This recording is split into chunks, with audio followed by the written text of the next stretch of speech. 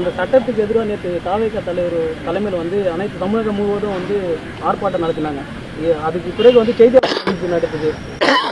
அந்த சட்டத்தை பற்றி செய்தியாளர் கேட்குறாங்க, அது அவருக்கு தெரியல. அதை பற்றி நீங்கள் என்ன நினைக்கிறீங்க? இல்லை, எல்லாருக்கும் எல்லாம் தெரிஞ்சிருக்கணுங்கிறது இல்லை. ஆனால் அது தவறு, அதுக்கு எதிராக எதிர்த்து போராடணுங்கிற உணர்வு மதிக்கத்தக்கது. இங்கே நாட்டில் நிறைய பேருக்கு நாட்டை ஆள்றவங்களுக்கே எதையும் தெரியறதில்ல. அப்போ அதை போய் பேசிகிட்டு இருக்க வேண்டியதில்லை. புரியுதா?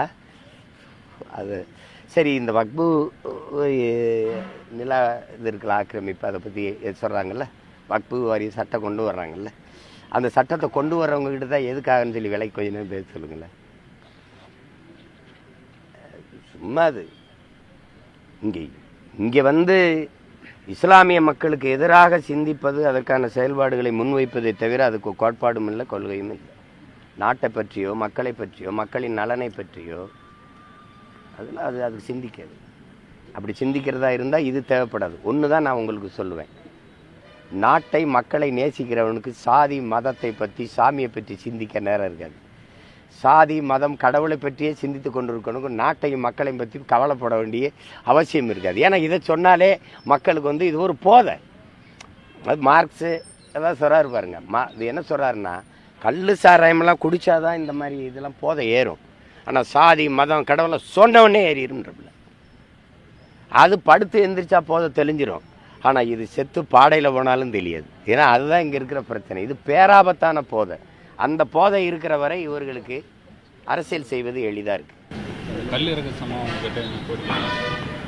கோரிக்கை உங்களுக்கு தெரியுமில்ல, கல் வந்து கலப்படம்ட்டாங்க. இது புதிய கண்டுபிடிப்பாக இருக்குது. பதநீரை இறக்கி 2 நாள் அப்படியே வச்சா கெட்டு போய் இது கல்லாக மாறுதுன்றாங்க.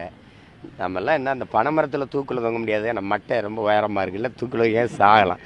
இப்படியெல்லாம் ஒரு ஐயா பொன்முடியே ஆசிரியராக இருந்தார், பேராசிரியராக இருந்தாங்கிறாங்க. சரி, அவருக்கு தெரியல. ஐயா சபாநாயகர் அப்பாவுக்கும் தெரியலையா?